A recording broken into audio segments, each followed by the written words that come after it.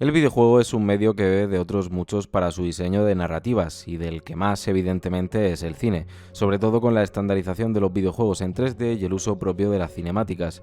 A su vez, el cine es seguramente el medio que más obras adapte.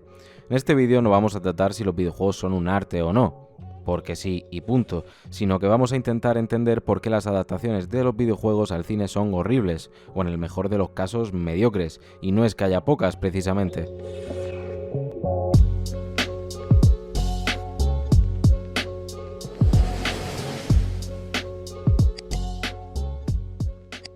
Para delimitar un poco la cosa, ya que es imposible analizar en un vídeo que no dure 80 horas todas las adaptaciones que hay, vamos a obviar las adaptaciones de videojuegos totalmente arcade o de recreativas, ya que la película en cuestión usaría solo la mera referencia, pues no hay una historia que adaptar como tal. También entendamos una buena adaptación con que sea una buena película, es decir, que partiendo de la premisa original sepa aprovechar los elementos del medio.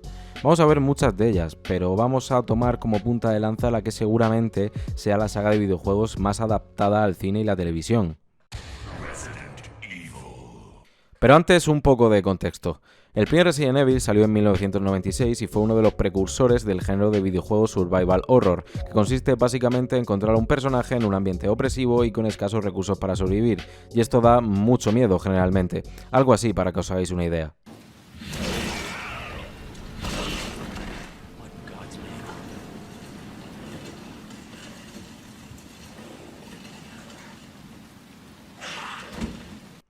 Sin duda, una de las sagas más importantes de la historia de los videojuegos. Fin del contexto. La primera adaptación que tenemos del videojuego es Resident Evil, la primera película de la famosa saga de Milla Jovovich y dirigida por Paul W.S. Anderson, que no Paul Thomas Anderson. Este director ya había llevado a la gran pantalla otra adaptación de un videojuego, Mortal Kombat, en 1995, una película que, si bien tiene el cariño de los fans del videojuego, no deja de ser bastante mediocre. Pero volvamos a Resident Evil. Cojamos tres elementos a tener en cuenta a la hora de analizar una adaptación: la trama, el tema y el tono. La trama serían los acontecimientos que pasan en la película, el tema sería aquello de lo que habla la obra, el subtexto que subyace al conjunto, y el tono sería el cómo se cuenta, las emociones principales que se quieren transmitir, generalmente acorde al género, terror, acción, comedia, etc. Si bien la primera película es la más contenida, el resto de la saga, que cuenta incomprensiblemente con 6 películas, se pasaba en la trama por los huevos. Y respecto al tono, si decíamos que la saga de videojuegos estaba más cerca del terror, pues...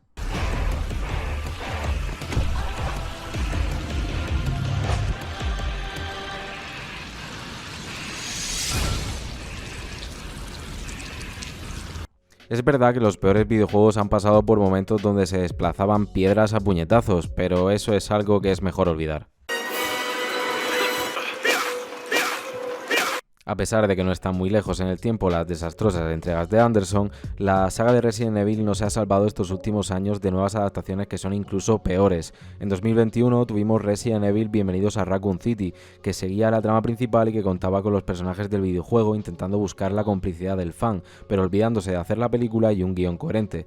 Y ya ni hablemos de la infame serie de Netflix que de adaptación solo tiene el nombre. En serio, no voy a hablar de esto como una adaptación porque no tiene absolutamente nada que ver. Los problemas que identificamos en esta saga son los mismos que en la mayoría de adaptaciones de videojuegos al cine: una trama inventada que rara vez tiene que ver con el material de origen, un tono que no se respeta y un tema que se elimina por completo. Pero veamos algunas otras adaptaciones de videojuegos al cine.